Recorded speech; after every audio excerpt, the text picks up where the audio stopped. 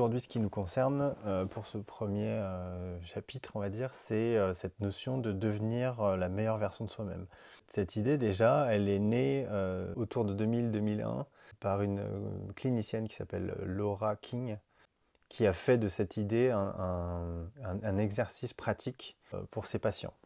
Et donc en fait, au départ, c'est non pas la meilleure version de soi-même, mais la meilleure version future de soi-même. Et donc le travail à la base de cet exercice, c'est de proposer aux clients ou aux patients de se projeter dans 5 ans ou dans 10 ans, ayant réussi, obtenu tout ce que cette personne avait envie de réussir ou d'obtenir, et de s'imaginer, de se projeter dans cet état-là. Donc c'est une forme de rêve éveillé dirigé, très très court, où finalement on demande à la personne de s'imaginer avoir atteint ses objectifs, avoir atteint un état d'être, avoir atteint une sorte d'accomplissement de ses objectifs, de ses projets, de ses envies, de ses désirs, etc. Sous-entendu que le bonheur, ou le sentiment de bonheur, le sentiment d'être heureux, d'être heureuse, déjà est quelque chose sur lequel on a une action purement cérébrale, purement psychique, purement comment dire, solitaire, parce que finalement, quand on est en train de s'imaginer soi-même plus tard avoir réussi notre vie, on n'est pas en relation, on n'est pas avec l'autre, on n'est pas en interaction, on est vraiment dans quelque chose de très solitaire comme activité. Donc ça, c'est déjà quelque chose qui pourrait me poser problème, c'est-à-dire que je le dis très souvent, et c'est pour ça que je travaille de manière collective la plupart du temps, c'est parce qu'il y a une ressource fondamentale en l'autre, dans la relation à l'autre et dans le collectif et dans le groupe. Alors pas toujours évidemment, puisque on a aussi des ressources en nous et des capacités propres, mais ces capacités propres s'activent ou se désactivent en relation. Et donc du coup, ce fameux devenir la meilleure version de soi-même, c'est-à-dire s'imaginer dans un moi futur ayant réussi ma vie, effectivement peut créer une forme d'apaisement, ce qui a été le cas dans les études qui ont été menées sur cette intervention, sur cet exercice qui a été mené en clinique. Il y a eu effectivement des résultats, on pourrait qualifié de positif ou quantifié de positif, puisqu'il a été recensé un mieux-être, en tout cas apparent et temporaire, éphémère, des personnes qui avaient fait cet exercice-là, de se projeter 5, 10 ans, 15 ans, 20 ans dans une vie réussie. Donc ça pose la question de réussir sa vie, évidemment. Et cette notion-là, effectivement, on peut se demander dans quelle mesure ça a du sens de réussir sa vie. Donc ça, ce sera probablement un autre chapitre, parce que c'est tout un concept déjà. Mais si on en revient juste à devenir la meilleure version de soi-même, ça appelle aussi à une notion qui est la version de soi-même. C'est-à-dire qu'on aurait plusieurs versions, des bonnes et des moins bonnes. Ça me pose aussi un problème, dans la mesure où le bon ou le mauvais en chacun ou en chacune ne peut pas être uniquement jugé par un seul facteur, un seul critère. L'idée qu'il y ait du bon et du moins bon, c'est déjà tout à fait subjectif, c'est-à-dire que c'est par rapport à soi-même, par rapport au regard de l'autre, par rapport à la famille, par rapport à la société, par rapport aux normes.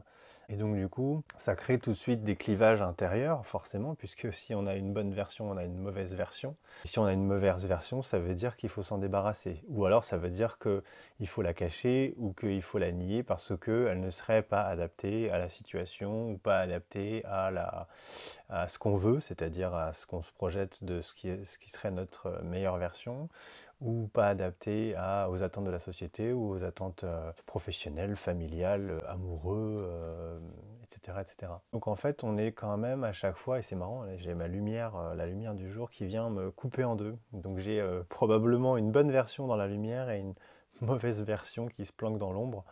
Donc bien sûr, on pourrait faire référence à Jung et au concept d'ombre.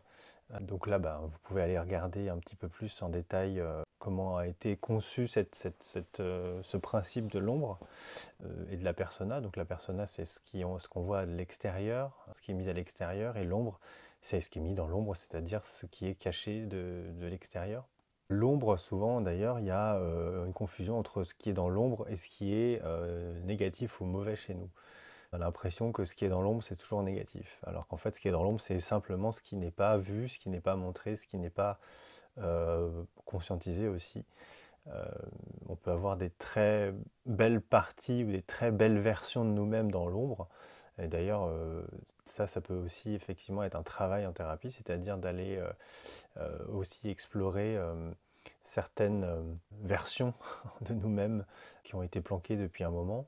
Donc voilà, il y a toute cette notion d'ombre aussi, de part d'ombre, on entend souvent aussi, qui résonne un peu avec ce concept de devenir la meilleure version de soi-même. Et ça renvoie aussi à une notion, alors qui est un peu plus complexe, qui est la notion de moi idéal et d'idéal du moi, qui est une notion psychanalytique. Donc je ne vais pas évidemment faire un cours de psychanalyse maintenant, mais pour vous expliquer dans les très grandes lignes, devenir la meilleure version de soi-même, ce serait être bloqué quelque part dans cette notion de moi idéal, c'est-à-dire un moi idéal, un moi qui serait tout puissant et qui serait parfait, qui serait total et qui serait complet, qui se suffirait à lui-même. C'est en fait ce qu'on peut assimiler à ce qu'on appellerait la toute-puissance infantile, et donc c'est une forme de narcissisme, alors que la notion de idéal du moi renvoie plutôt à ce qui a donné naissance aussi au surmoi, c'est-à-dire que par rapport à la représentation que j'ai de moi-même, l'autre va être d'une importance capitale puisque c'est à travers l'autre que je vais aussi commencer à définir mon identité, ma personnalité, et que du coup l'autre avec aussi son identité va m'impacter et va aussi créer un environnement pour moi qui va me conformer, qui va me donner des contraintes, des règles extérieures, etc. Et c'est pour ça que ça a donné naissance au surmoi après, pour cette idée un petit peu de loi extérieure. Et donc la loi extérieure que représente l'autre, finalement, fait que je vais créer une manière d'être qui va à la fois me correspondre et correspondre aussi aux critères et aux contraintes amenées par la présence et l'existence de l'autre. Et donc du coup, c'est quelque part, je pourrais même dire, un peu plus réaliste, interactionnel et relationnel. Donc ça c'est aussi du narcissisme, mais c'est du narcissisme qui est appelé secondaire, c'est-à-dire que ça me renvoie toujours à moi-même, puisqu'en fait avant je me renvoyais à moi-même dans un premier temps, donc le narcissisme primaire, et le narcissisme secondaire, c'est je me renvoie à moi-même en passant par l'autre. Ça veut dire que si je m'adapte aux attentes de l'autre, si j'essaie de répondre un peu aux contraintes de l'autre, aux besoins de l'autre, etc., finalement l'autre dans son regard va me renvoyer une bonne version de moi-même, et donc une version valide, une version confirmée. Et dans ces cas-là, ça va me narcissiser et donc finalement renforcer mon sentiment d'être une bonne personne, d'être dans une entité qui est conforme, qui correspond, qui va bien, qui a du pouvoir, qui a de la puissance et qui peut exister. Et donc je passe par l'autre en prenant en compte les contraintes, les besoins de l'autre, etc.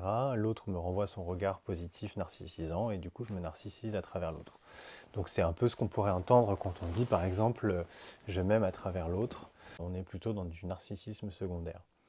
Donc ça veut dire qu'on prend l'autre en compte. Alors que dans le narcissisme primaire, qui est plutôt donc cette notion de moi idéal, là on est autosuffisant et donc tout puissant. Et c'est ça aussi qui me dérange dans cette notion de devenir la meilleure version de soi-même. C'est déjà très solitaire.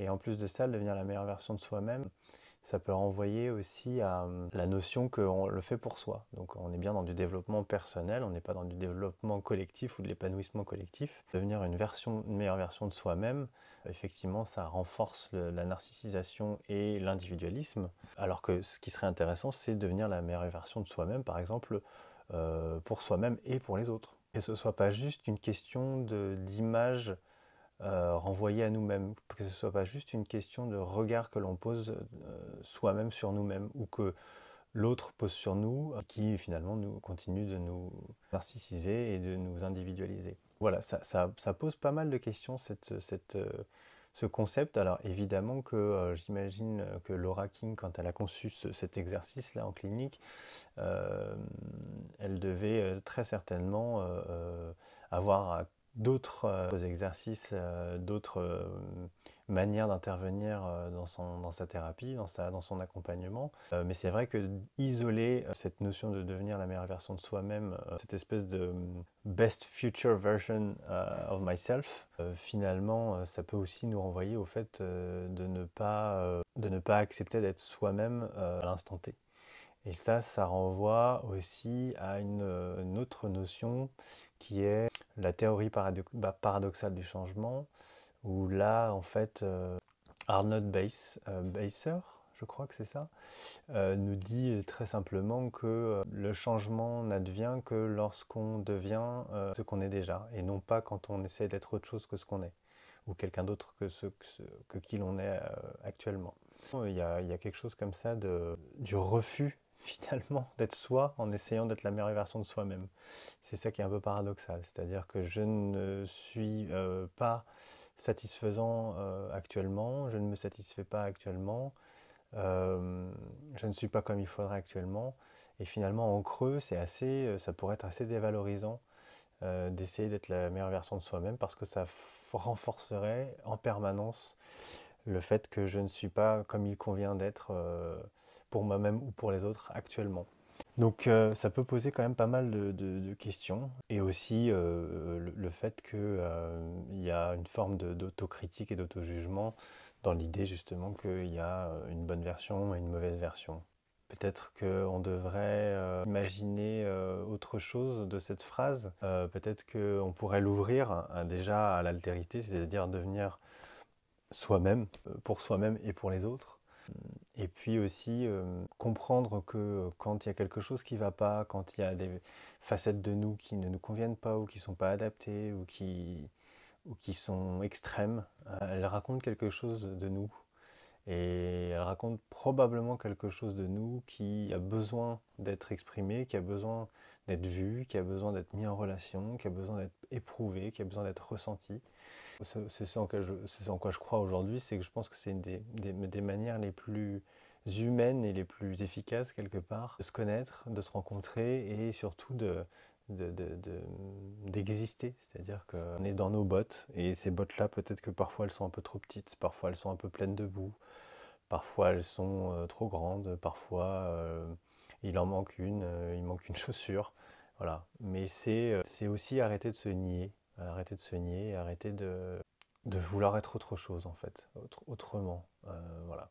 Donc c'est assez fondamental, je crois, et ça rentre bien dans l'anti-manuel du développement personnel, non pas ne faille pas se développer personnellement, mais que si c'est la fin, si c'est une fin en soi, ça peut devenir problématique. Voilà, on va arrêter là pour aujourd'hui sur cette notion de devenir la meilleure version de soi-même et on verra à la prochaine fois ce qui ressort de tout ça dans vos commentaires, dans vos retours. Et puis on abordera une autre thématique que vous aurez un autre concept de développement personnel qu'on pourra décortiquer ensemble.